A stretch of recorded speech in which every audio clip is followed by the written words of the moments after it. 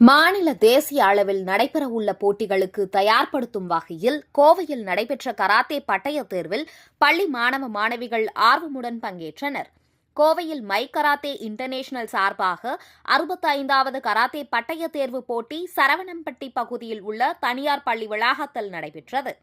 இதில் பிரவுன், பச்சை, மஞ்சள், ப்ளூ, ஆரஞ்சு, கருப்பு உள்ளிட்டவற்றில் பட்டயம் வழங்குவதற்கான தேர்வில் 3 வயது முதல் 30 வயது வரை உள்ள 500க்கும் மேற்பட்ட ஆண்கள் மற்றும் பெண்கள் கலந்து கொண்டு தங்கள் திறமைகளை வெளிப்படுத்தினர்.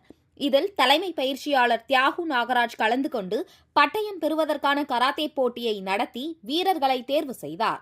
கட்டா, கராத்தே உள்ளிட்ட பிரிவுகளில் வீரர் வீராங்கனைகள் தேர்வு செய்யப்பட்டு அவர்களுக்கு சான்றிதழ்களும் பட்டயங்களும் வழங்கப்பட்டது.